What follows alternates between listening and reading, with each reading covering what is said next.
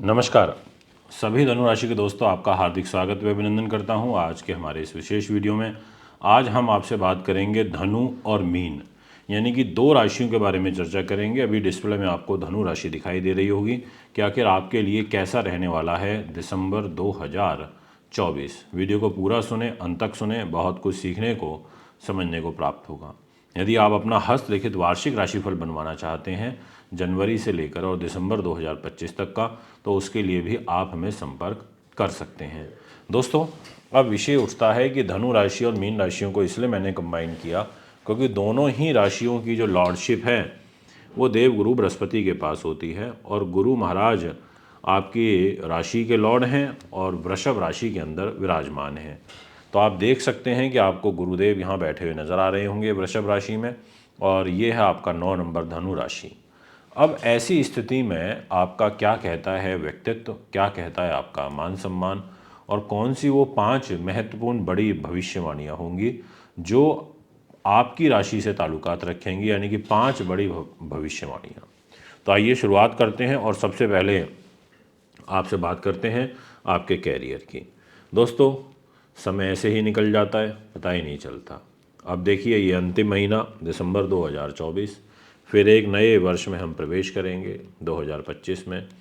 नई घटनाएं, नया प्रारूप, नई उम्मीदें, नई उमंग, नया उत्साह, नए टारगेट, नए गोल सेट यहाँ पर होंगे। तो आप सभी को मैं अभी से एक बार पुनः नव वर्ष 2025 की हार्दिक शुभकामनाएं देना चाहता हूँ। और सबसे पहले कैरियर की यदि हम बात करें तो कैरियर का दायित्व बुध ग्रह के पास आ जाता है। बुध ने कहा कि देखिए, मैं कैरियर दूंगा, और बुध कैरियर के स्वामी होकर के आपके 12th हाउस में चले गए हैं। ये होता है 12वां भाव, जहाँ 8 नंबर लिखा हुआ है। 8 नंबर का मतलब है राशि। राशि यहाँ कोई भी हो सकती है, बट भाव फिक्स है। तो 8 नंबर यानी कि वृश्चिक राशि में 12वें भाव में खर्च के घर में जाकर के विराजमान हो गए, जो कि अच्छा योग नहीं होता है। तो यहाँ पर बैठना बुध का ये बहुत बड़ा ड्रॉबैक है। एक तरीके से यहाँ पर कैरियर पर खर्चे होना, बहुत तीव्रता के साथ में होना, पहले 15 दिनों में ज़्यादा होना, क्योंकि आपका भाग्य का लॉर्ड सूर्य भी खर्च के घर में विराजमान है। यानी कि सूर्य और बुध दोनों ही आपके खर्च के घर में चले गए हैं। तो पहले 15 दिन अतिचार गति से, यानी कि काफ़ी तेज़ गति से आपका व्यय होगा, ये मैं आपको बता देना चाहता हूँ।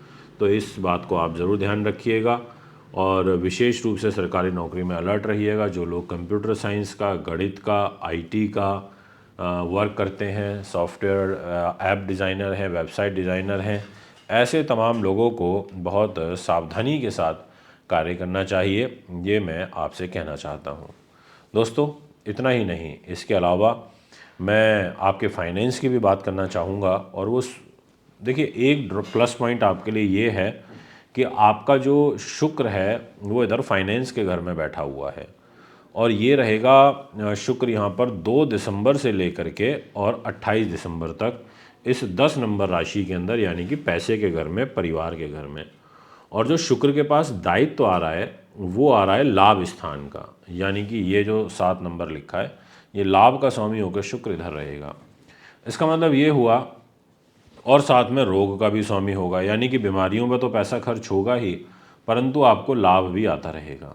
आपको विदेशों से भी लाभ आता रहेगा, पैसे की स्थिति भी मजबूत आपकी रहेगी, आपको बड़े भाई बहनों से सहयोग, सपोर्ट भी मिलता रहेगा, और विशेष रूप से आपको वाणी से लाभ आएगा, टीचिंग से लाभ आएगा, और ग्लैमर इंडस्ट्री से आपको लाभ आएगा अगर आप धनु राशि के हैं और आप इस प्रकार के कार्य व्यवसाय से जुड़े हुए हैं। तो यानी कि शुक्र आपको सपोर्ट करते हुए प्रतीत हो रहे हैं।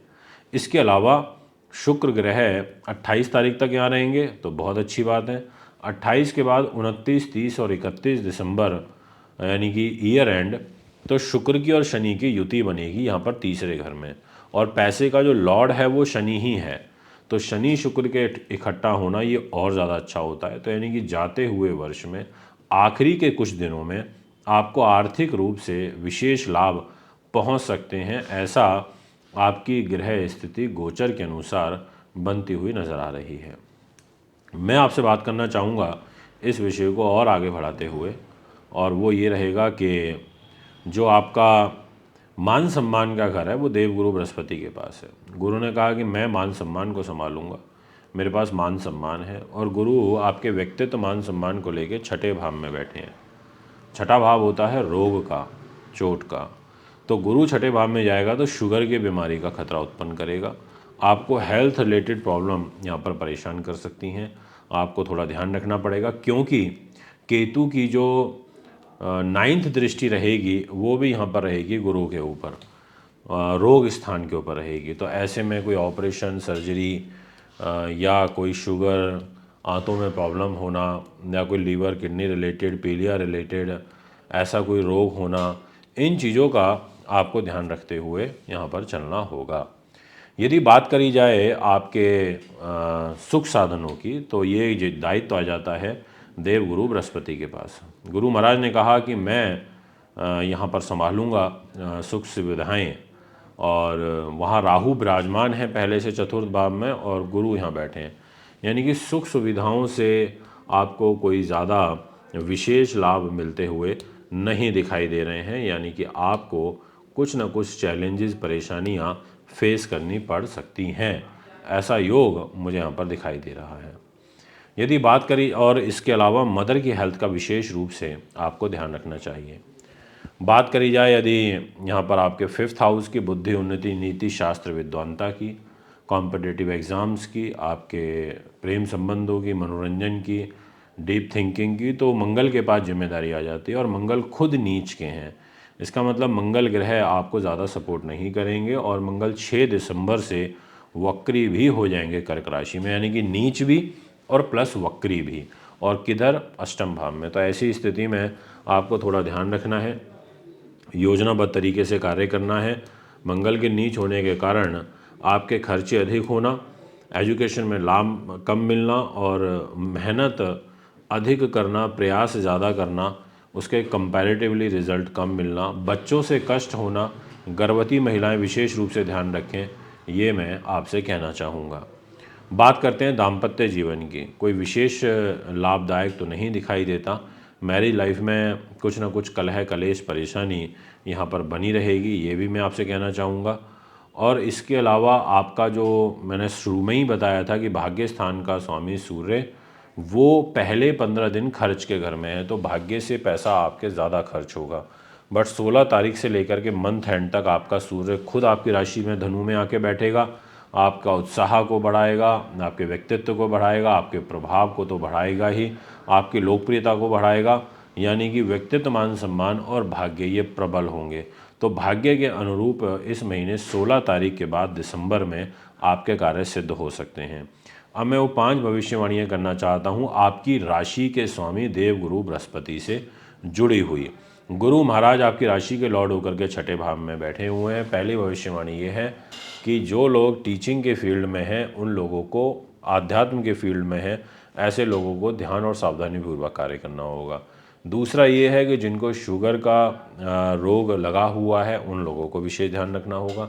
तीसरा ये है कि जो लोग पुस्तक विक्रेता हैं या लेखक हैं, या फिर वो भजन वगैरह गाने का काम करते हैं, उन लोगों को सावधानी से चलना होगा।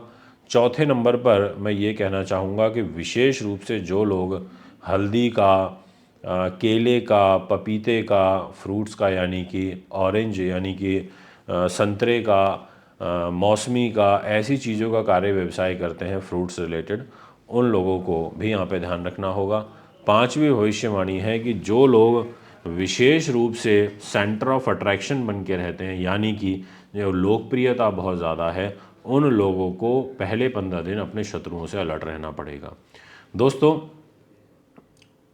अब वैसे तो मेरा मन था कि मैं मीन राशि को भी कवर करूं इस वीडियो में, बट आप टाइम ड्यूरेशन के हिसाब से इतना ही रखते हैं। फिर एक और वीडियो लाऊंगा, उसमें मीन राशि के बारे में आपको जानकारी दूंगा। अभी इजाज़त चाहता हूं। नमस्कार, धन्यवाद।